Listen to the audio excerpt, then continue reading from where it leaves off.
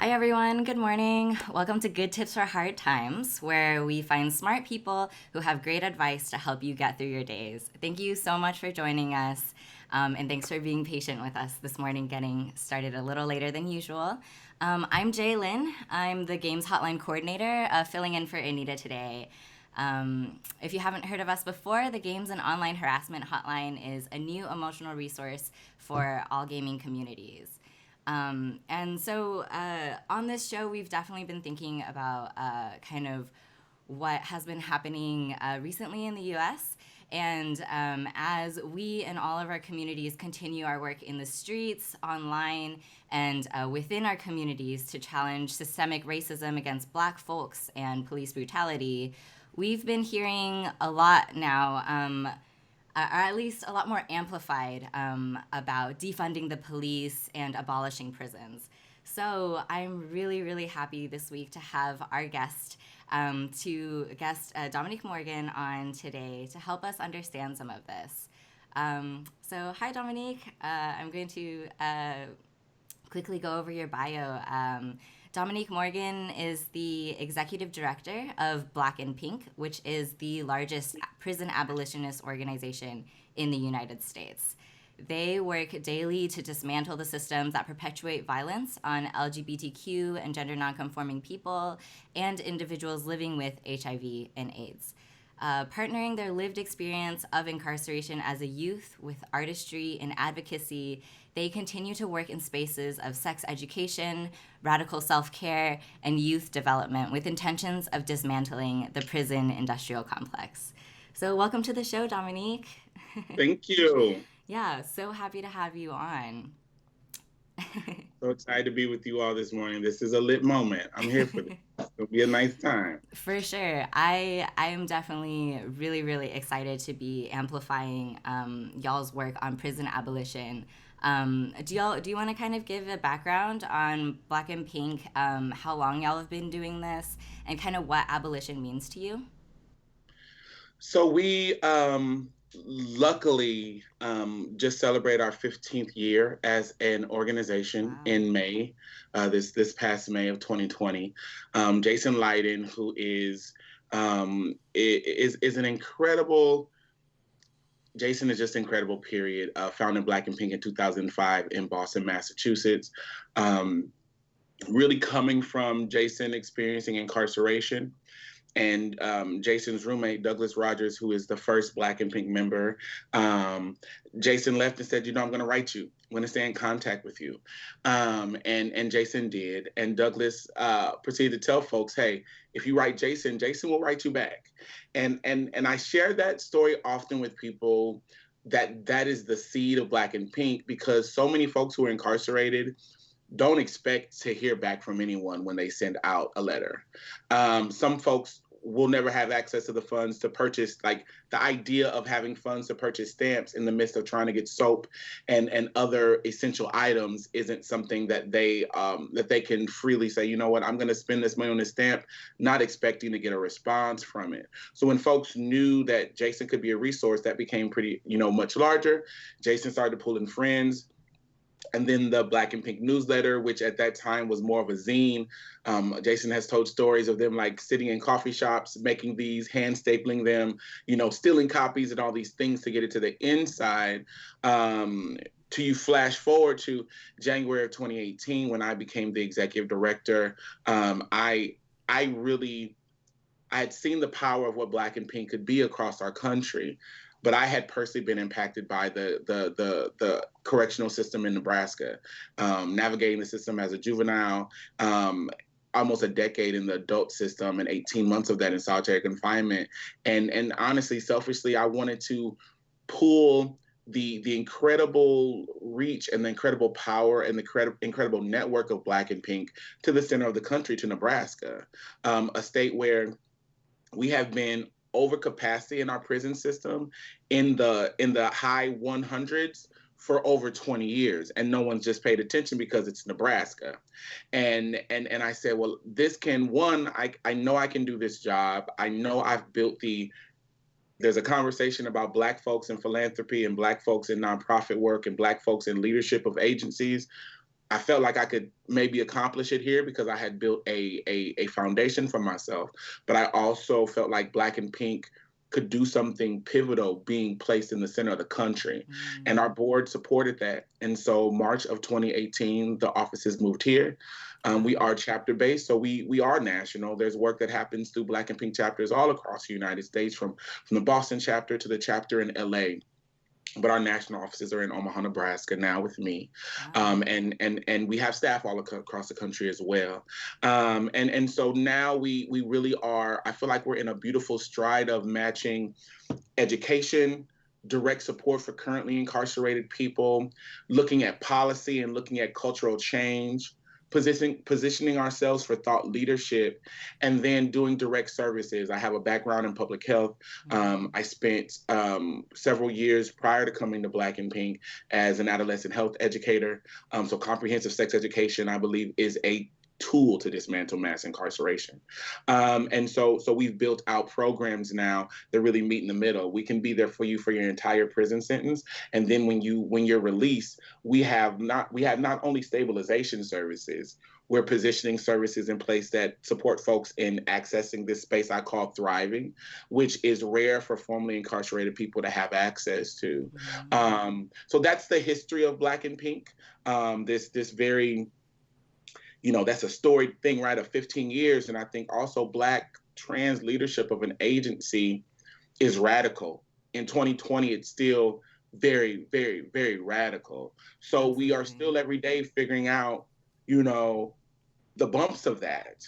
And I am dedicated to, I'm dedicated into doing what I believe I'm put on this earth to do, which is this work. And I'm lucky to have staff and a team that my God, like not only hold me down, but hold us down. The space of abolition for me came through that first year and a half. I had been incarcerated, at that point, I had spent most of my life in systems, the majority of my life in systems, right? And I hadn't heard of the term of abolition at all whatsoever. I had heard of Angela Davis, and our society has this beautiful way of giving us bits and pieces of Black leaders and Black change makers and thought leaders, the bits and pieces they want us to have that are palpable, that kind of keep us in line. They don't want us to know any of the parts that would really give us the seeds that'll help us shake the table, for lack of a better word. And so, not ever hearing Bayard Rustin's name or knowing anything about James Baldwin, like all of these, Audre Lorde, like all of the to a Miriam Kaba, who is, yes, like my God, like literally, like I can't, because I'll start crying thinking about that woman, literally, because it was her books where abolition felt very white to me in the beginning, because it was all white folks talking to me about it. I hadn't heard, I grew up in North Omaha, which is a predominantly Black neighborhood. Two Black parents that, married right out of high school. I grew up in a Black home, a Black family. And I'm like, my mom ain't never said anything about abolishing systems. This is white, you know what I'm saying? I instantly was turned off because it felt very not for me. Yeah. And being able to steep myself in Miriam's work, I was like, oh, not only is it for me, it's from my people. And they tried to take it from me. And I have the opportunity to take it back and give it to folks and and open it up to folks who are younger than me, who are in positions to be more passionate than all the things, I'm 38 years old, honey. I'm an old girl out here. I'm I'm like, let me do my work so I can get out the way. So these babies who are powerful as hell, who have, who have it together, let me do the work to lay more foundation for those babies, dismantle some of these systems of oppression. So when they get in position, I don't foresee them not dealing with any of the BS. Can we cuss on this? What's happening? I'm pretty sure we can cuss on this. Yeah. Okay, because BS don't hit as hard, any of the bullshit. But I can do some of the work. And so abolition to me really became about divesting from systems. Like, that's my North Star. Yeah. As someone who has lived with ADHD for most of my life, as someone who's also a visual person, as a Pisces, I need to see it. You know what I'm saying? You gotta streamline it for me. And it's like, okay, we're talking about divesting from systems and investing in people. Yes. Because people are not systems. Yeah. And I believe that's the mistake that happens, is that you work for an agency, right? And you're there for 10 years. Your kids have been born while you work there. Your entire friend circle is based in that space because you work to so much that's what that is. All these things that then that space, that agency becomes a part of who you are. Mm-hmm. And so you see folks describe their identity of being blue. Sis, you're not a Smurf. Like you're not a Smurf. Like that. Mm-hmm. You feel what I'm saying? Mm-hmm. And I'm talking about that because I've had these conversations with Black folks in law enforcement, and this space of me. I am dedicated to my heart and soul in loving Black people. Mm-hmm. I have to, because that's just who that's what made me, especially Black women, right? And then so when I see folks in those spaces, like I try to push myself in a space of grace and understand. And so I'm like, okay, these systems, they become a part of your lived experience. They become a part of your family in some sorts. So you feel tied to that. I'm challenging people every day. Because I think the word abolition, there are some folks who are like, I don't care who we scare. I don't care who feels uncomfortable, right? Mm-hmm. I'm also a firm believer that everybody has a role in the process. As a kid who grew up in the Midwest and kind of being kind of trained to kind of suavely get in, right? Yeah.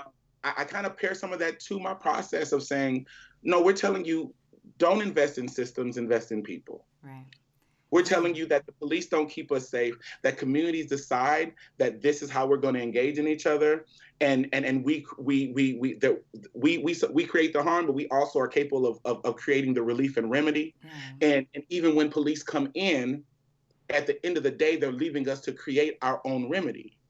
And asking the question of Black people, especially at this time, tell me an example when the police have given you relief that have felt like you were complete in the process. Right.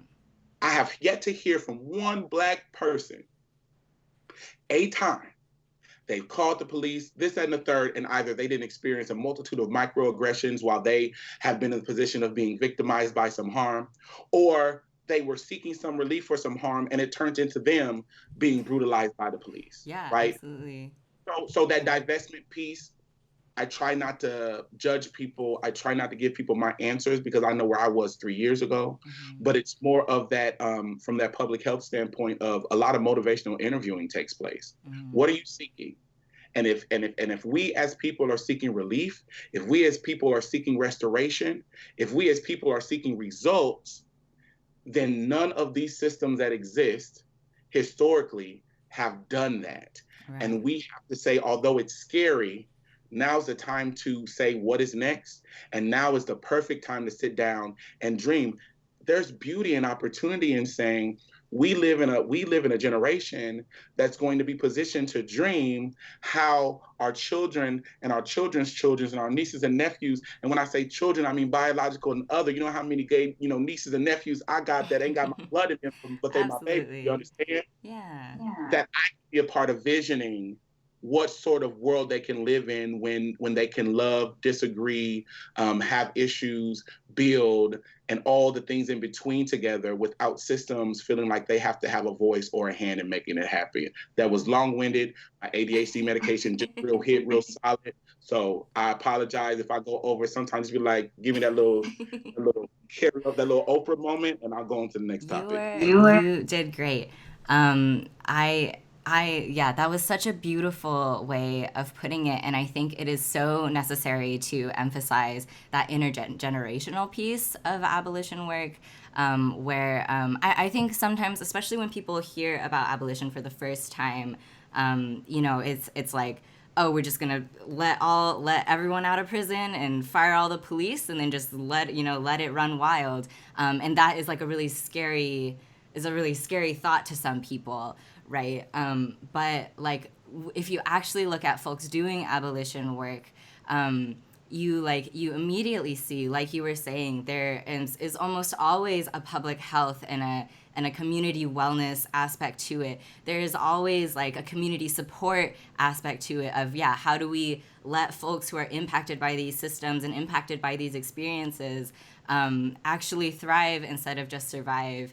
And also kind of part of what you were saying with like police don't actually keep us safe, even when folks do go to the police to report things or get the police involved in a harm that's happened.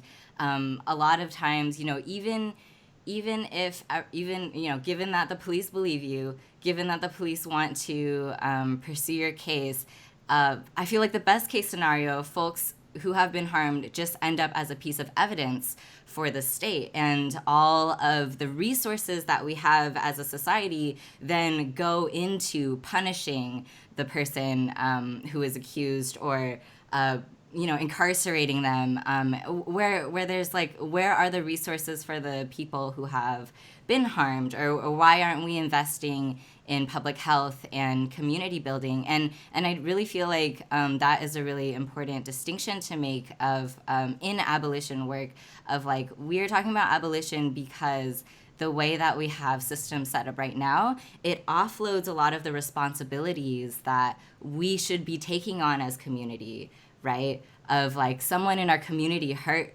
us, right?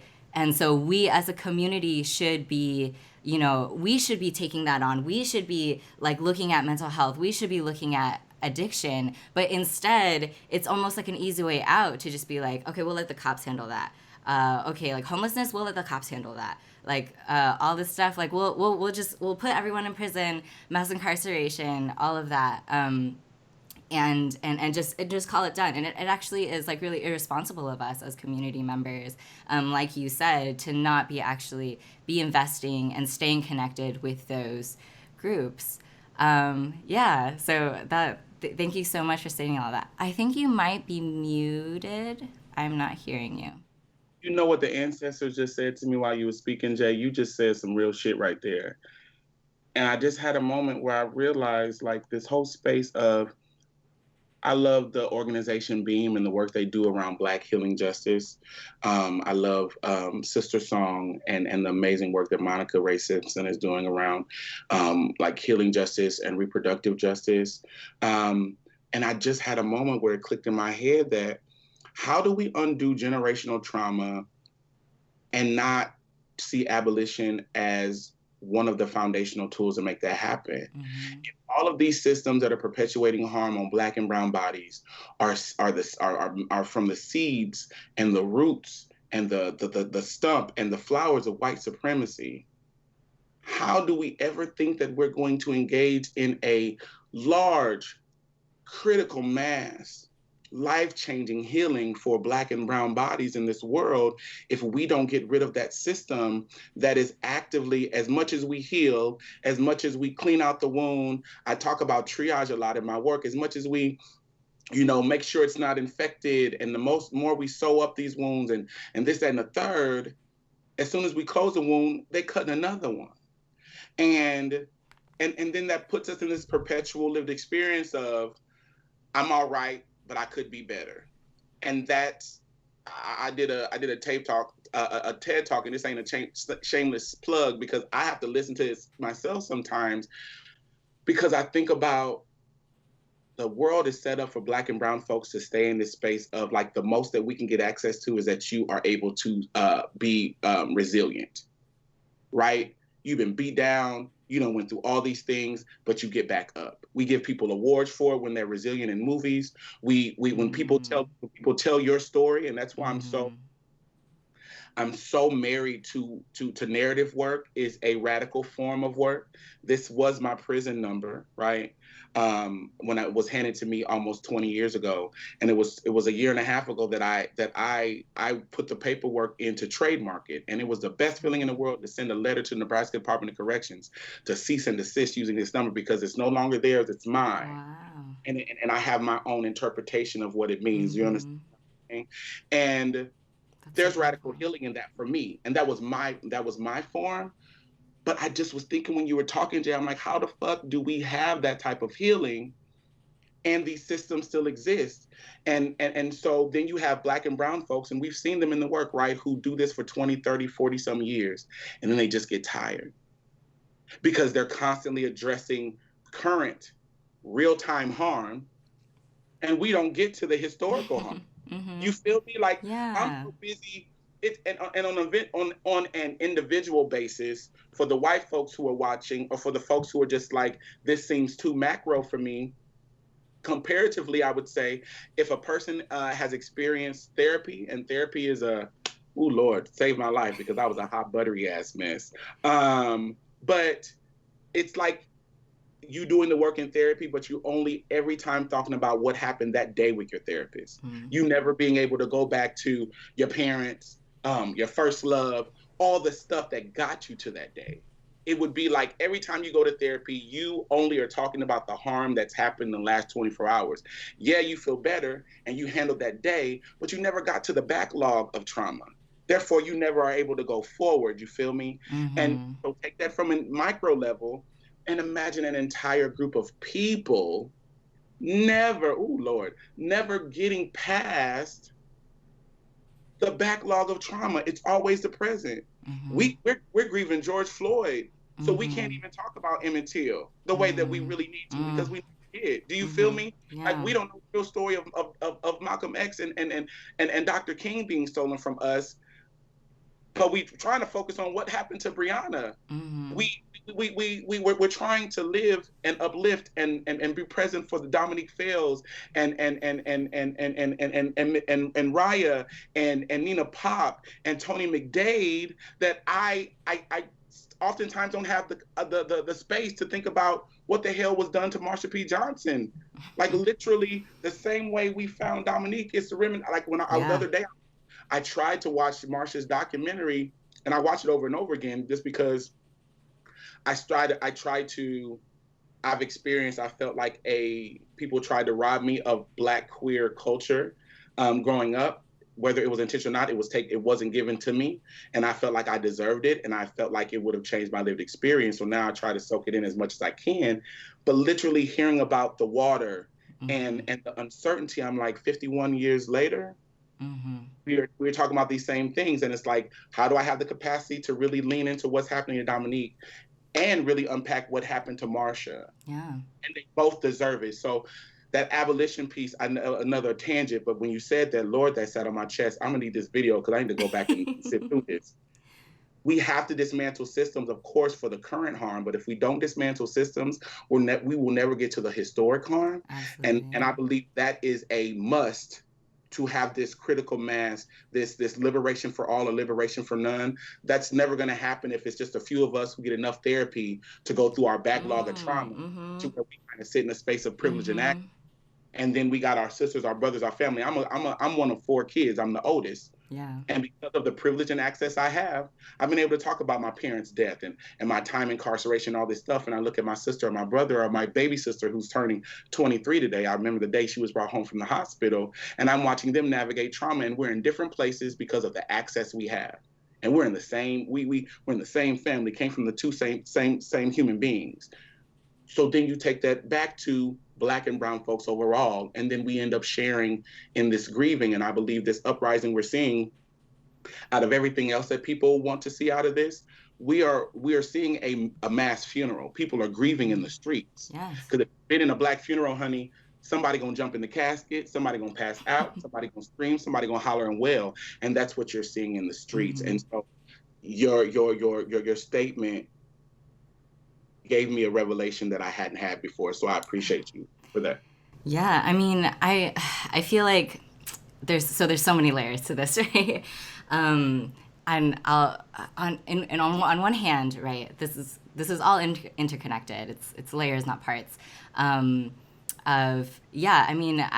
this is my own thing, but I kind of always experience or like to see queerness as like a form of time travel. And so like seeing a lot of, and unfortunately, and that can be beautiful and wonderful in some spaces, but also unfortunately now like definitely what you said about Dominique and Marsha like resonated, because it is it's almost deja vu, and it is. And when we grieve Dominique, we are also grieving Marsha, and we are also grieving all of the trans women who have been probably murdered and found in rivers and left for communities to find and reckon with, right? Oof.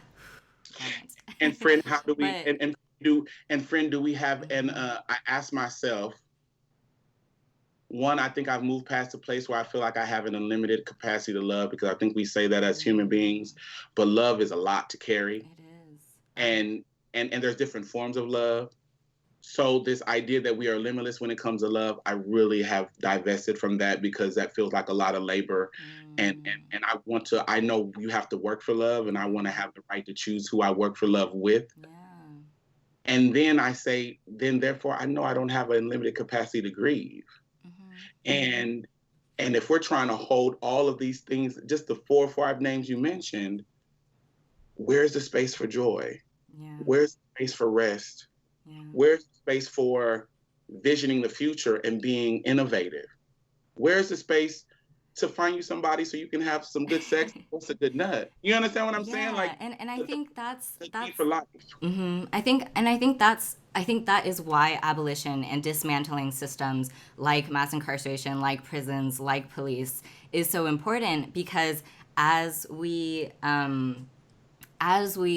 continue, if we let these systems continue to exist, this is what they will continue to do to us, right? And so in order to make space for healing, space for joy, space for queer and Black thriving, we need to dismantle these systems that are continuing to cause harm.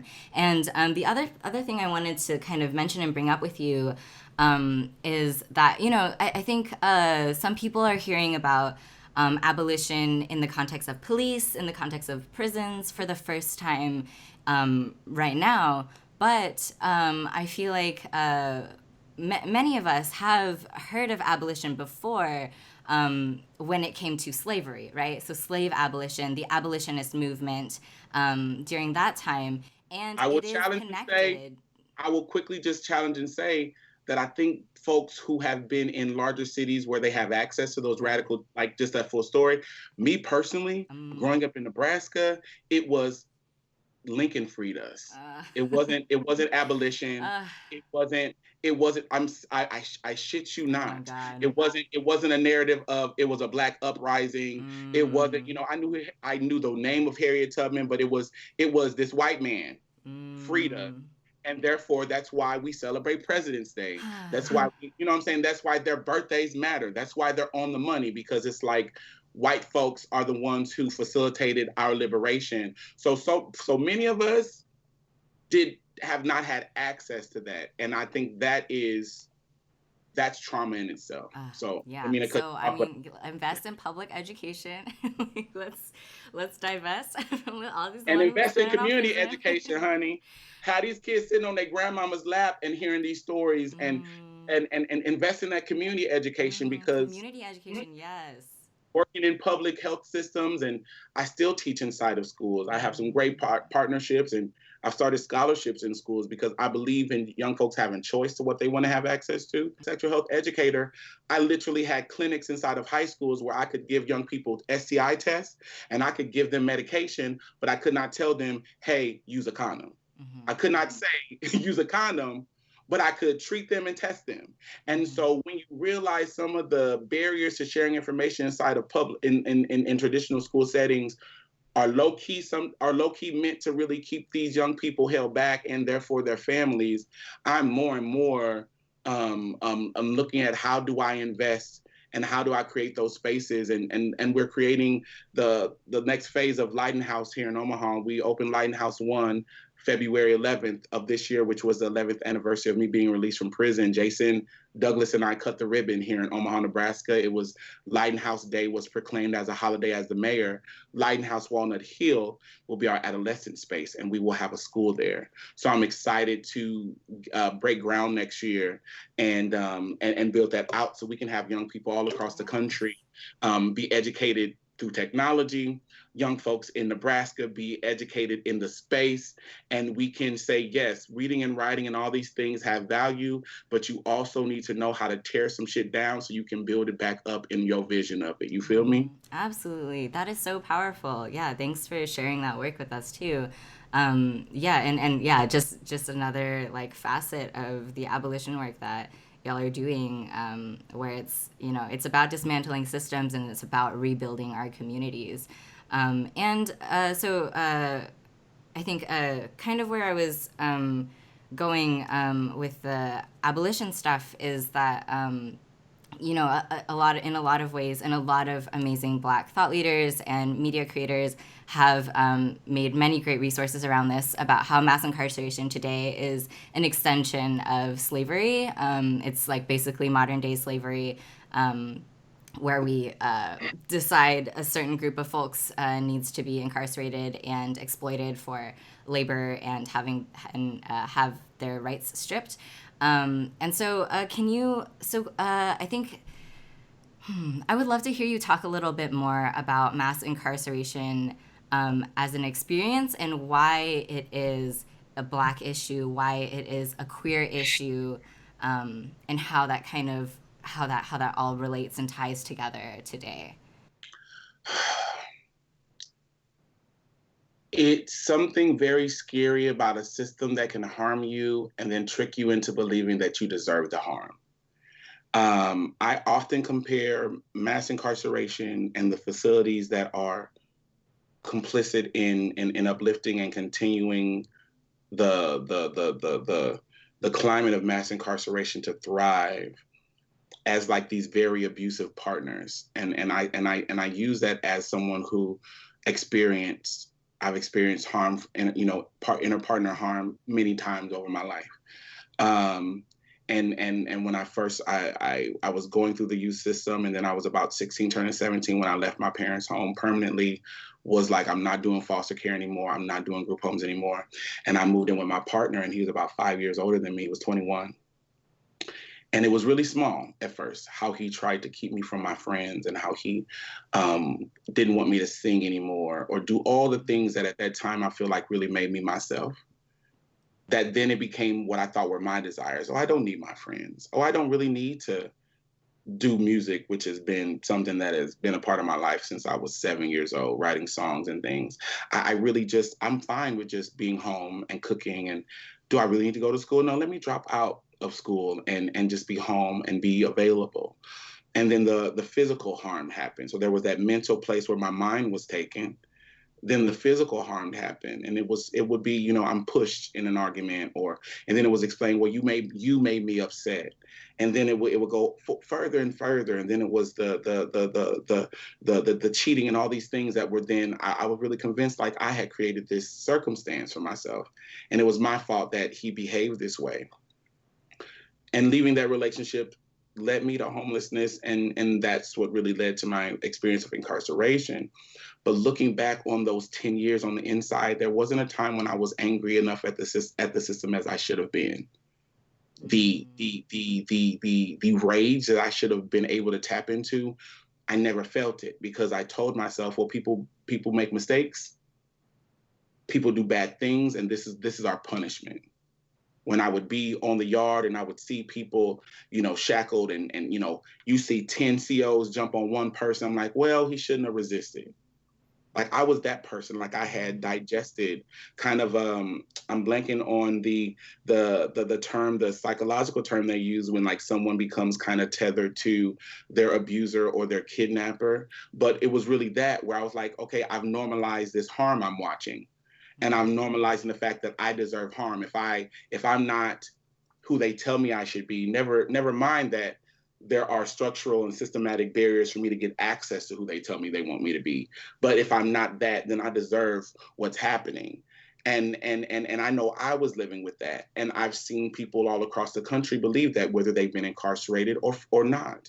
You have people who have never touched a jail. You have Black folks who are in the hood, Black people who can't stand the police, let them tell it, who have all these fears, but they're like, you know what, prisons, we need prisons. Mm-hmm. Like this is, people mess up, go pay your debt, such and such and such. And I'm just like, Is that, do we really believe that? Are we really getting, are what they saying they do what we do?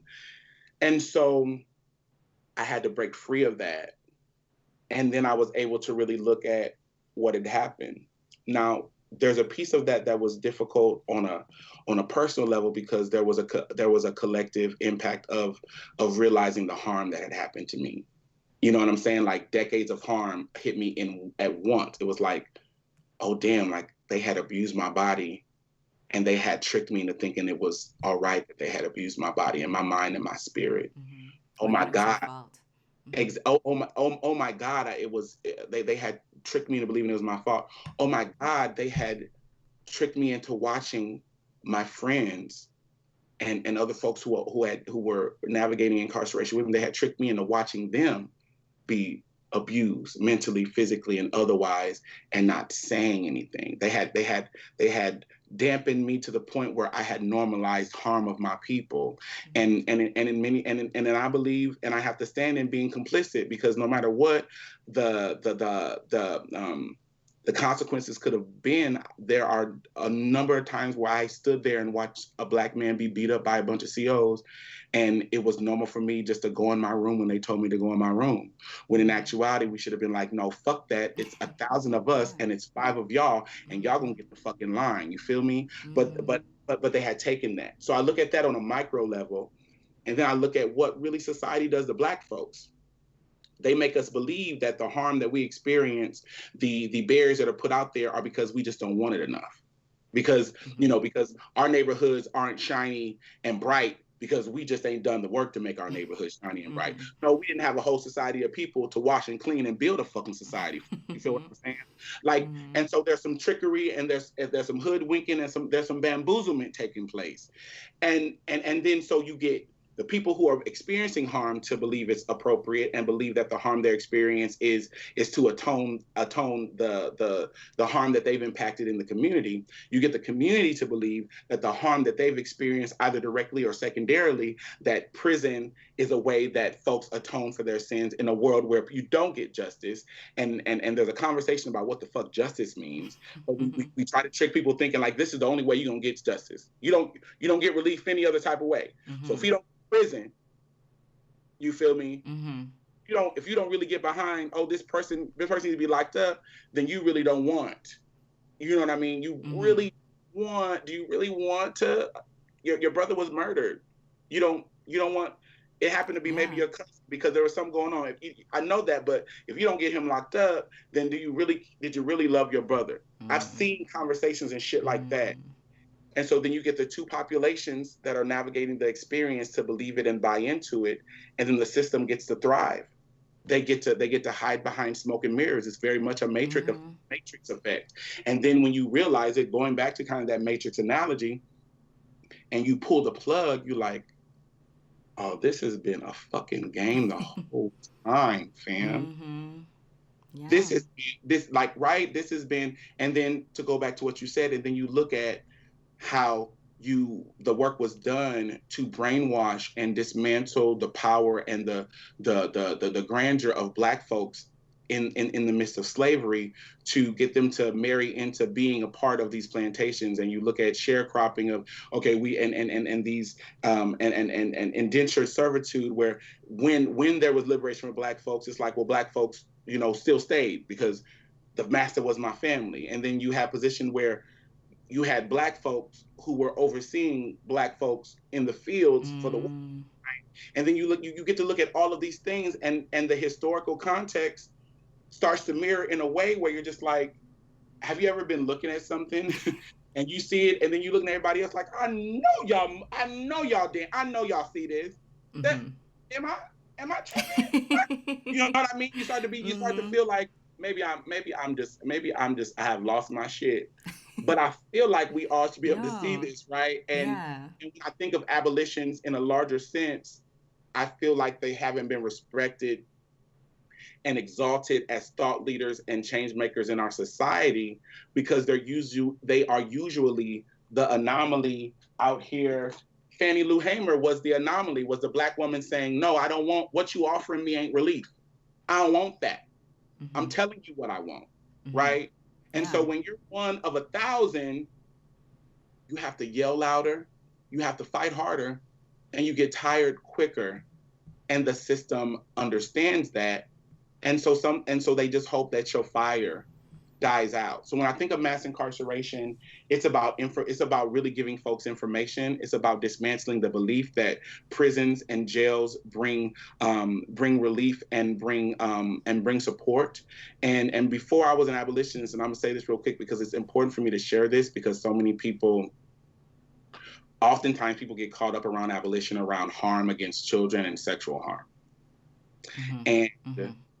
I was about a year left in my prison sentence, and a correctional officer raped me several times um, in exchange for the safety of some of my sisters on the yard, in exchange for not writing me up because he knew I had the possibility of paroling in the name of not writing me up so I don't lose good time. So if I didn't parole, my jam date was really close. Jam date is like the day that you leave, and if you don't leave with any sort of strings to the system.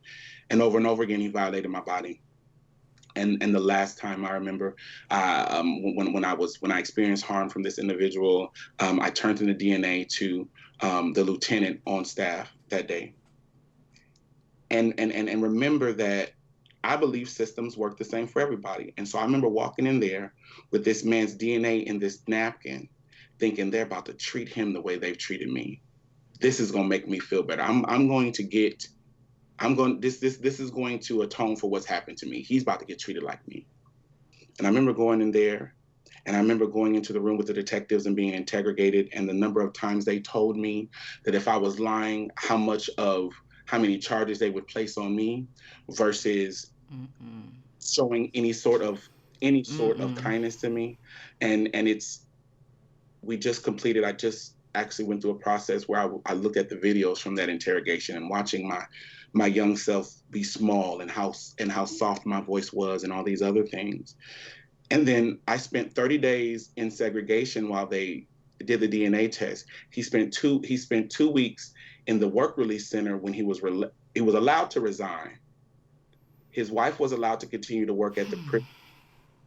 He spent about 2 weeks at the work release center at the county jail and then was put on work release status at home. And then I was released and I sat through his trial, and I had worked with the prosecutor, and I had a judge that wouldn't let me testify in the court. I had to write out my testimony. Wow. And I would in 2011, 2010, um, my ability to use my words in a way that really could bring people into my experience wasn't that. I remember sitting in the courtroom and his attorney prosecuting my history more than prosecuting the harm that, pushing back on the harm that I experienced. And then, like 2 days before the trial was happening, the prosecutor that I thought was on my side was appointed to be a judge, and so we got a new prosecutor Oh my God. that pushing for me, and I went into his sentencing, and they sentenced him to 2 years probation, and I believe about 10 years on the sex offense registry because he had a daughter and he needed to be able to work, and um, you know, it, you know, the corrections doesn't condone same-sex relationships because there's no way I could have been harmed because I was attracted to men. So therefore, there's no way that a man could have taken my power from me in that way. And I remember walking out of there again. I don't have the word abolition in my tool belt. I just walked out of there thinking this system failed me, and they will not treat people who don't look like me the same way, Mm-hmm. and never again depend on them to give me some sort of relief. I also had to navigate and sit in the fact that I really was honestly looking for revenge, not relief. I wanted him to pay. I wanted him to Mm-hmm. hurt. I wanted him to feel what I had felt. And that's valid. And my feelings were valid, but I had to be clear about really what I was feeling. Because if you're seeking revenge and you're calling it restoration, you're never going to meet your goal. And so Mm-hmm. then I had to go into intense therapy. Then I had to do the work so where I have a partner that if they touch me while I'm asleep, I don't wake up or my body doesn't shake. I had to do that. And I would have had to do it if they had sentenced him to 50 years in prison. Him going to prison Mm-hmm. wasn't going to do work to restore me back to Right. where I felt it to be. And so before I had terms of abolition, I had that experience. And I talk about that often because sexual harm is very, right. We want to, address the harm that the person has had. We want to make sure they're seen and affirmed. But also, I have to be in the truth of systems don't address harm in that way. We know the data exists that people who are arrested, and it's not high numbers. They receive larger sentences, usually for violating a sex registry. Uh, Small, few days in jail for violating protection orders, so on and so forth. The system doesn't keep us safe, especially Black bodies safe. So I say that because that was like I think the start of my journey with, and the universe was giving me that experience.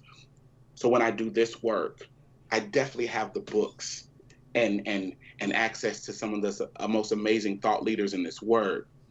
But I also know I am a living witness to one of the devastating harms that have happened to my body and spirit, that a system that told me they were there for me, a system that dragged me through the mud, did not show up for me that way. And then I've consistently seen it happen for Black folks since and before, truth be told. But I wanted to put that out there because I think for people to understand that we have to be clear about what we're seeking, because if you are not clear about what you're seeking through any sort of process, you will end up getting caught up in some bullshit and then never getting to your goal. If oh, beloved, it's not my space to tell you that's not the case. But darling, don't call revenge relief. Don't call revenge restoration. Don't call revenge healing. Revenge is what it is. And maybe for you, you got to have revenge and then you can engage in healing. That's not for me to judge your process. But I will say, understand why you're going through a process, whether it's through a system or any other way, because you don't want to end up giving more of yourself, experiencing additional harm, and still not being satisfied with the outcome or feeling like your needs are being met or seen. Yeah. So much in there. Thank you so much for to address in abolition, because many times rape survivors and rape victims are used as pawns to argue against abolition, and that needs to be really clear that abolition is like a sexual harm and sexual violence issue, and that abolishing prisons and abolishing police would do more justice to rape survivors than any. And you mentioned how what is justice, right? How is that defined? And so I actually I try not to use the phrase criminal justice system, because I don't believe it brings justice. I usually call it like the criminal legal system instead, but it's just words, and that's we use that's criminal important punishment. to me. But at Black Pink, we use criminal punishment system. Exactly. And I wanted to say really quick too that it's kind of something that you mentioned earlier that really sparked something in me, is that we have let our society, we have let this institution of incarceration and police define what justice means to us, right? It's defined as punishment. It is defined as revenge, right? The criminal punishment system doesn't look at the healing of survivors. It doesn't. It treats you as a piece of evidence at best, and puts all its resources into punishing and exacting revenge that they decide on the person who is guilty, who is convicted of doing a harm, right? And so what you said earlier really highlighted for me that the system, the way it exists,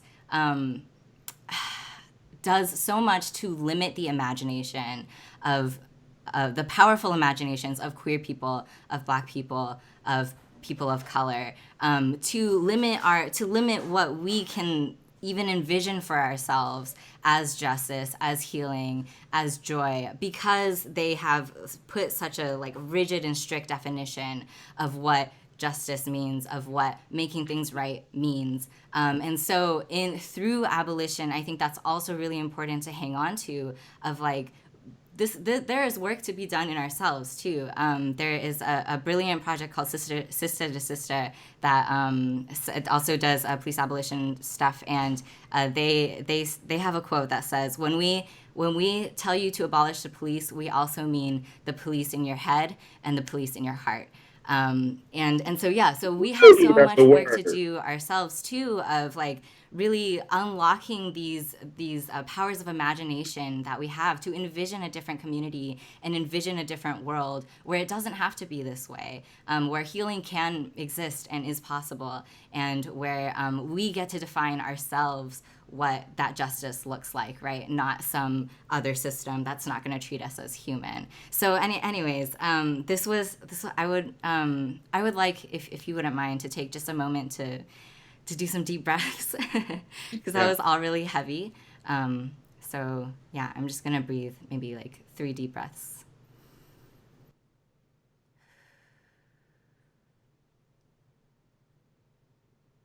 And I invite you all to breathe with me if you feel.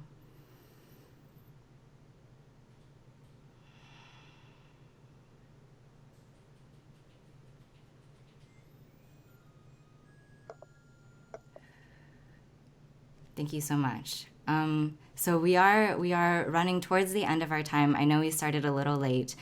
Before I let you go, Dominique, I mean, I honestly, like, I think viewers can tell that we could keep talking about this for hours and hours, and I have honestly just treasured this conversation so much. But I think I want to quickly wrap up before our hour is up.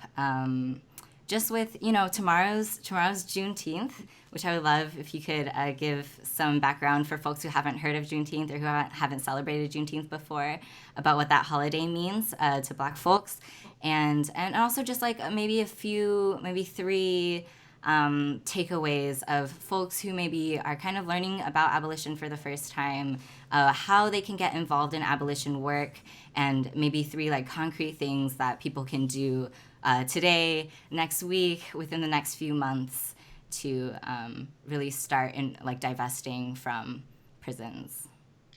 Okay, Juneteenth, and I'll be on another kind of beautiful, wonderful Black experience and space of solidarity that I was really not aware of growing up.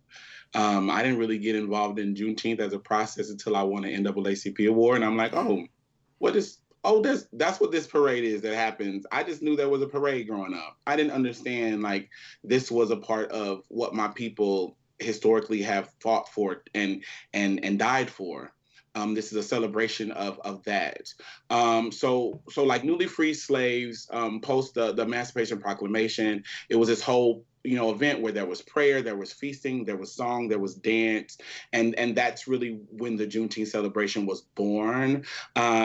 I think the importance of Juneteenth is that it's rooted in a long history of a struggle to just get what we deserve.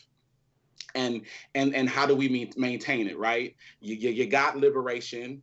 How do you keep it?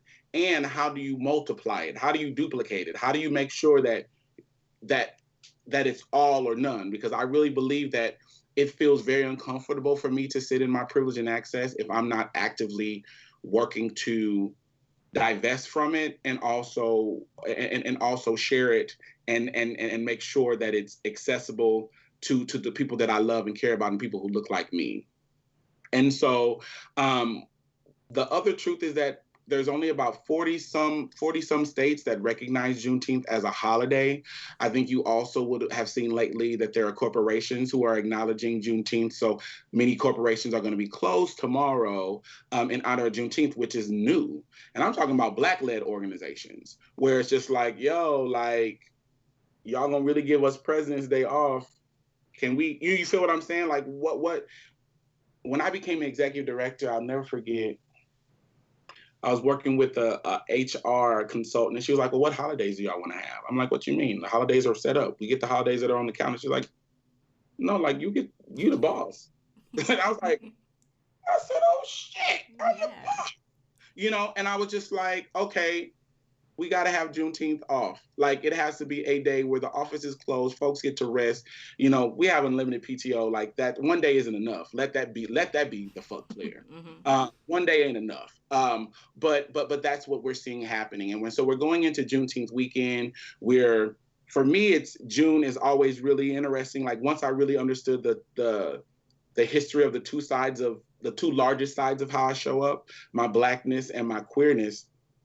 There was a year here in Omaha where the Pride Parade and the Juneteenth Parade was on the same day at the same time. Oh, wow. And I remember I was just like, I literally have to choose whether I celebrate queerness or my Blackness today. And so we're about a week and a half from the Stonewall, from the 51st anniversary of Stonewall. And so going into this weekend, I think we just really need to be cognizant of, if we're celebrating Blackness, we have to celebrate all Blackness. And if we're celebrating all Blackness, that means Black trans folks, Black gender nonconforming folks, Black formerly incarcerated folks, Black folks that don't fit into the norm of Blackness. And I said this to someone yesterday, that there's no way we can convince ourselves that we've been, every other norm that's in society has been positioned and established by whiteness and white supremacy. There's no way that we can't understand, or we want to try to run away from the truth that, therefore, I have a belief that the mainstream of experience of Blackness is based in white supremacy as well. And so then I'm gagged at the fact that Black folks, my people that I love down, honey, use a system that is influenced by whiteness and supremacy to keep us from coming together, when we know that the only way we're going to be able to fight back with these people is by coming together. Not saying that I like everything you do. It's saying that I love you nonetheless. At Black and Pink, we use term, I love you, like not that term that our family uses when it's like, oh, you gay, but I love you anyway. I ain't talking about that I ain't talking about that church lady kind of half-ass love of Jesus still loves you. I'm talking about, we use the term family at Black and Pink, because family allows you to be like, you know what, bitch, I don't like you today, but can't nobody else ever say something to you around me in my face. You know what I'm saying? Yeah. You know what? I'll get over in a couple of days. We'll hug it out. You want to have lunch? You want to come have it? It gives that space to be human, but always have that foundational love and that tie to each other. And in families, it's rare that something can happen to a family member and you not feel it. And so using the term family helps us get out of the individualistic experience of society, which supports this idea of us being separated, to saying that if it happens to you, Jay, then it one, can happen to me because I could be next, and two, I need to engage in solidarity and empathy to really see what you're experiencing. Don't let myself cut myself off from it. On the other end, around queerness and queer communities are terrible at really recognizing the racism that is foundational in those spaces. They are terrible at looking at the journey and the impact of mass incarceration in queer communities. And we're really terrible at having space where we come together and see each other. It's like we can have the longest acronym we want, and none of us can be in the room and feel validated at the same time, then what's the fucking point? And that's important. So I'm sitting in these two silos of like two large parts of who I am and processing in a time where we can't really have the parades and all those things. And I'm really excited about that, because it challenges me to really think, what does it mean to celebrate this? Because I remember Pride in prison, and I definitely couldn't have a parade there. Like, what was I doing in prison to show my queerness? What was I doing in prison to show my Blackness? All these things. And what can I do? Because at the end of the day, these parades and all these things are a part of systems. So this is an opportunity for myself and for all of us. Because your pride, your celebration is yours, baby. Can't nobody take that from you. Mother Marcia said the P is for pay it no mind. Yes. These systems want us to feel like, well, if you can't march in a parade and you can't sit on a colorful stage, that there is no pride. I'd be goddamn. Did you hear what I said? I'd be goddamned if that's no, you're not going to speak that over my life. So I see this as an opportunity for us to figure out, how do you celebrate in ways that are not based on systems? And that takes me to Black and Pink. One of the things that I'm challenging folks to do, go into our database and find a pen pal and send them a card and celebrate Pride with them. If you have a family, if you're like, you know what, I really don't want to meet anybody new, that's not a thing. If you have a family member who's incarcerated, or you have a friend who's incarcerated, call them and have a 15-minute phone call with them and play YMCA and Mighty Real and all those things loud as possible for 15 minutes and have a moment of celebration. Like take it out of their hands and build connections. At Black and Pink, there are a multitude of ways for people to be involved. My board would fire me tomorrow if I didn't mention like one of the ways that we need people to be involved are donations in dollars, and Anita and this beautiful team of folks. First of all, I know what Twitch was because I'm old. And they're like, there's a Twitch fundraiser. I'm like, okay, I got to download the app, get the code, girl. I'm like, I'll shout out. And I use girl largely. So I don't, if there's harm impacted by that, y'all email me because I will address it. But I use that kind of largely. But I was like, okay. And I'm sitting there, I'm like, Lord, in 2 hours, they done raised $20,000. And it's beautiful because the large support we've received hasn't been big corporations. It's been people who are making $100 a week that give us $5 of it. Mm-hmm. And that's really important because when it's the people funding our work, we can continue to divest from foundations. Black and Pink is a nonprofit. Therefore, we are a part of the nonprofit industrial complex. I'm not going to play myself and act like that's not the case. But I am, like in my everyday life, thinking of every way, each day, how we can divest from systems. And one of the quickest way we can divest from systems when it comes to how systems, no matter how lovely the folks are at the foundation, influence our work or decide what parts of our work are important enough to push forward is by the people really getting behind us. And again, with $1, it's a change that happens. So going and supporting us, that becoming a monthly supporter, going on the Black and Pink website and signing up for our newsletter so you can get access to the incredible stories and beautiful art that our inside members share with you. It's something very important to me to read their stories because I've experienced incarceration, but I'm 11 years post-incarceration. So their stories allow me to engage in empathy in real time and really understand like how I need to be present in my work. You can, again, go on, connect with the Black and Pink Pen Pal. We have about 23,000 people on our database. Wow. And it's folks, some folks have been waiting for a pen pal for years. Go in there and find somebody. Hold a card writing party. If you're like, you know what, I don't have the capacity to have a one-on-one pen pal, you email admin, ADMIN, @blackandpink.org. Tell Nikki that Dominique sent you, and you ask for a list of people that you can do a card party for.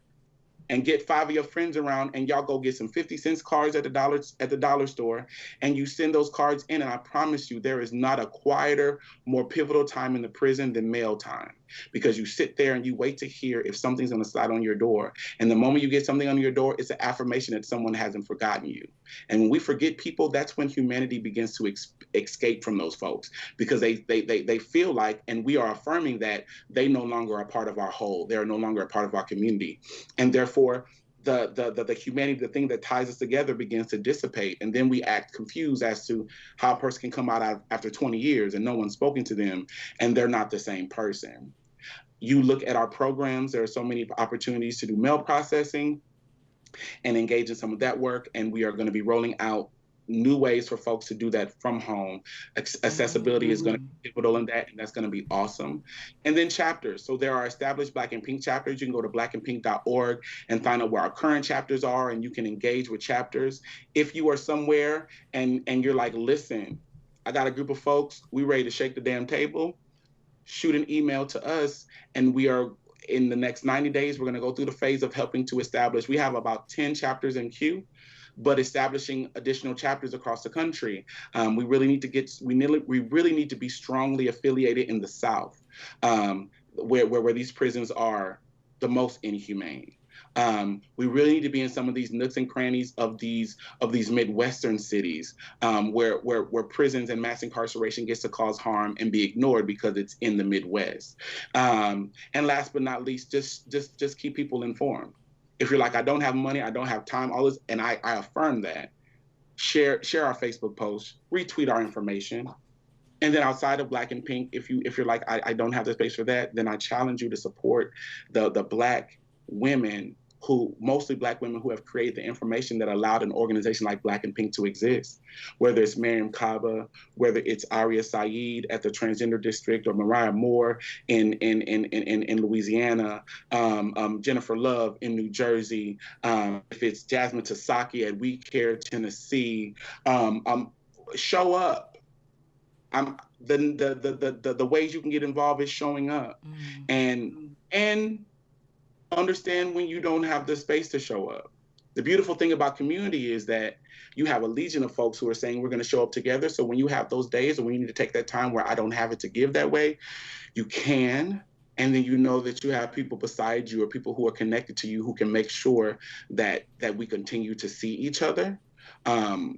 I think that's another side effect of systems, is that, again, they create this individualized experience. And we think that if we get into an issue, we have to always be the answer to the issue. And we feel like that we can't ever step back or take care of ourselves. As much as I'm the executive director of Black and Pink, I am a client of Black and Pink. As much as it's my job to lead this organization, I'm a client of this agency. I'm a member of this agency. Right. And if I don't see that, if I don't understand that, when I've worked 20 hours in a day, and I don't say, you know what, tomorrow I'm going to sleep in, then I'm doing a disservice to our values, because I'm not living our values through myself. And I'm not going to be around to do the work. So there's a spectrum of ways. And the last thing I'm going to say, I'm a huge superhero fan. And I know so many people look at protesting and all these things and are like, you know what, I really can't physically do that, or my anxiety, or whatever reason you have. Focus on what your superpower is. I've met people and they've been like, you know what, I write really well. Well, baby, let me tell you something. Being able to write a great resume, being able to write a great bio is not a skill that is out there for everyone. Let me get you on the front lines. Oh, I really, are you the Marie Kondo of your community, and you can fold together some clothes, and you think it's serious? So many people come out of incarceration, they don't know how to navigate living in a larger space. You can teach someone how to organize. The power in that, the liberation in that, right? Think about what you do well. Think about what you love to do. Think about the thing that you're passionate about, and then utilize that, pivot that towards the issue of mass incarceration. I use this scenario in my work of mass incarceration as kind of this big boulder on the side of a mountain, right? The community, the city below, are our communities and our people. On the other side of the mountain is kind of this ocean we can push the rock into and it can disappear, which is abolition in this instance. So many of us feel like we have to be that one person on the side of the rock, and our whole life's purpose is just to not let the rock go any further. It doesn't get to the other side where it goes into abolishing or the ocean in this instance. It's just, we don't want it to go any farther. Stop. I've seen it. It's not going to let it happen. I'm going to stay here until eventually the rock moves a little bit and rolls us over. But in community, you got 1,000 people around the rock, fam. And you slowly inch this rock to the other side. You cannot do this alone. I cannot do this alone. No one can do this alone. If you try, you will fail. You will fail. And if you do have successes in the attempt of doing this on your own, because you haven't worked with others, because you haven't shared information with others, because you have not left a roadmap of what the work is, when the system does the job that they're built to do and they tear you down, all the work you spent building then can be dismantled, because there's not somebody right next to you saying, no, that's not what Dominique said we're going to do. That's not really what happened, because I was there. You understand what I'm saying? And that's the power of community. So at minimum, figure out your superpower and build community. Community is power than any system that anyone can ever create. And they work so hard to keep us separated. The most powerful thing you can do is have community, and have community based in authenticity, respect, and foundational love for each other. Yeah, that's beautiful. I love that. I love that metaphor so much. I feel like, and you've talked a lot today already about, like, supporting and following Black leadership, Black trans leadership in this space.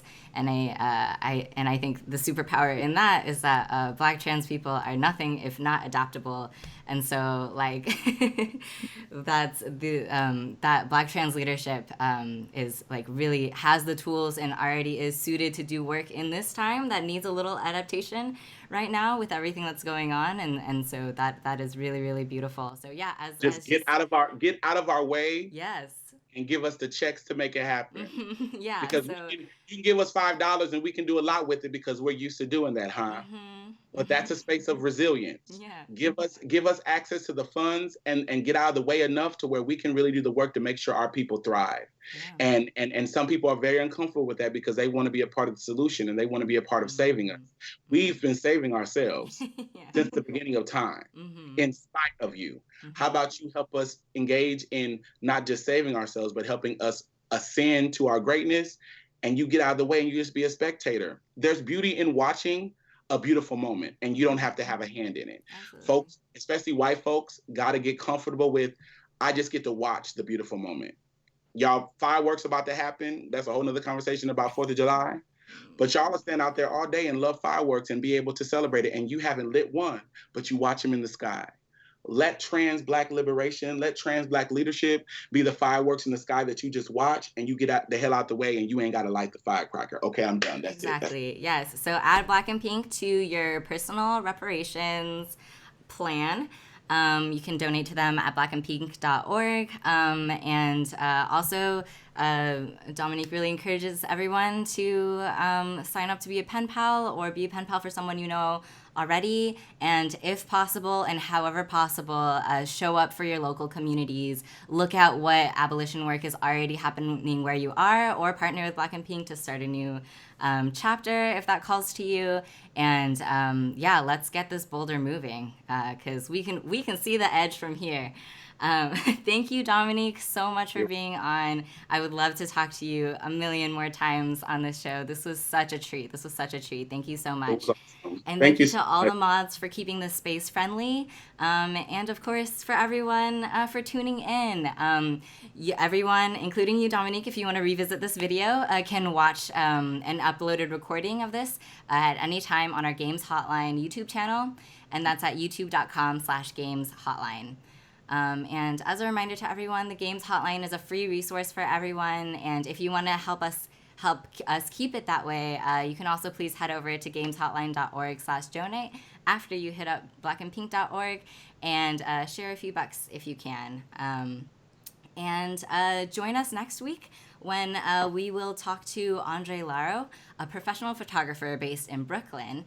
And many people are spending so much more time than ever in front of a camera during the quarantines. So tune in for some tips on lighting, artistry, and how photography can be a form of self-healing. And also how to best look, to look your best on camera for all these video conference meetings that we've been in. So all the time these days, it feels. So thank you again so much, Dominique, and we'll see y'all next week. Bye.